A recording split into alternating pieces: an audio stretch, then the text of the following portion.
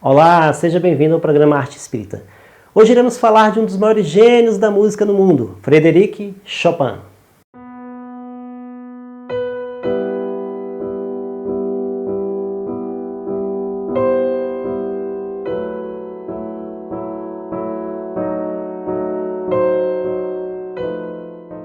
Chopin é amplamente conhecido como um dos maiores compositores para piano e um dos pianistas mais importantes da história. A sua técnica refinada e sua elaboração harmônica vêm sendo comparadas historicamente com a de outros grandes compositores, como Mozart e Beethoven. Assim como sua duradoura influência na música inspira tantos que buscam ouvi-la, tocá-la, apreciá-la até os dias de hoje. Chopin era polonês e, além de ser muito apreciado nos salões de música da Europa, era também conhecido pelo seu temperamento difícil e muito inconstante, tão presente em tantos artistas na história. A escritora George Sand, que conviveu com ele, afirmava que de constante nele apenas a tosse. Tosse essa que o fragilizou muito e levou Chopin ao desencarne pelas vias da tuberculose aos seus jovens 39 anos. Na Revista Espírita de maio de 1859, 10 anos após sua morte, em uma reunião mediúnica na Sociedade Espírita de Paris, o espírito Chopin apareceu, juntamente com o espírito Mozart. Sobre Mozart, fizemos um episódio falando dele e de uma sonata que ele ditou através de um médium chamado Brian Dorgeval. Confira depois no site arteespírita.com.br. Nessa reunião, Chopin responde a 12 perguntas formuladas por Kardec.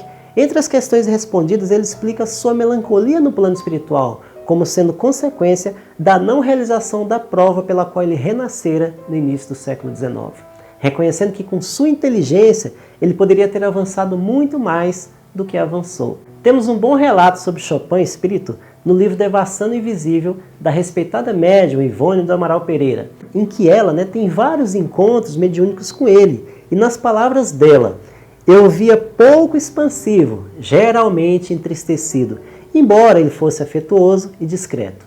E uma única vez apenas eu o vi sorrir.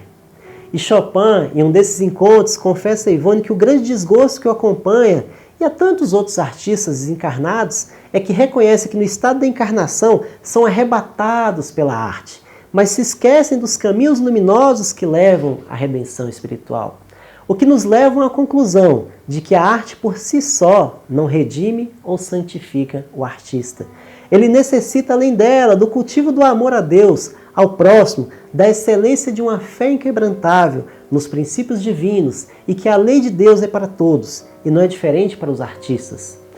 Amar a Deus sobre todas as coisas e ao próximo como a si mesmo.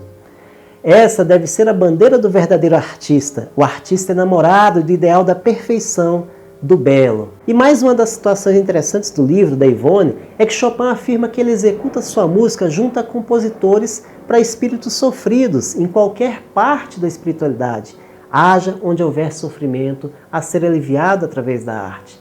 E sua maior preocupação agora é o desejo de servir aos pequeninos e sofredores, aos quais nunca protegera, já que em suas passadas existências apenas servira aos grandes da terra.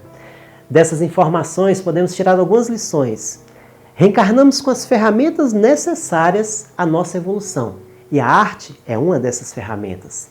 A arte é muito importante em nossa vida, mas temos de aproveitá-la para o uso de nossa reforma íntima e para o auxílio de nossos irmãos, como nas próprias palavras de Chopin, ela deve ser usada para servir.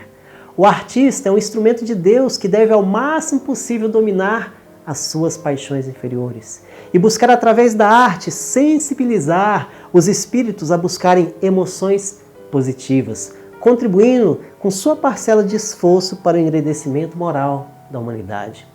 E assim nós gostaríamos de encerrar com a frase da Ivone do Amaral Pereira: os espíritos gostam de ser amigos e de serem amados pelos homens, e a grandiosidade da doutrina dos espíritos é justamente essa: permitir que se derrubem as barreiras da morte, para que os homens e os espíritos se entendam no intercâmbio glorioso de afetos e trabalhos. Que possamos buscar as inspirações no campo da arte, em nosso progresso e no progresso de nossos irmãos. E até o nosso próximo episódio.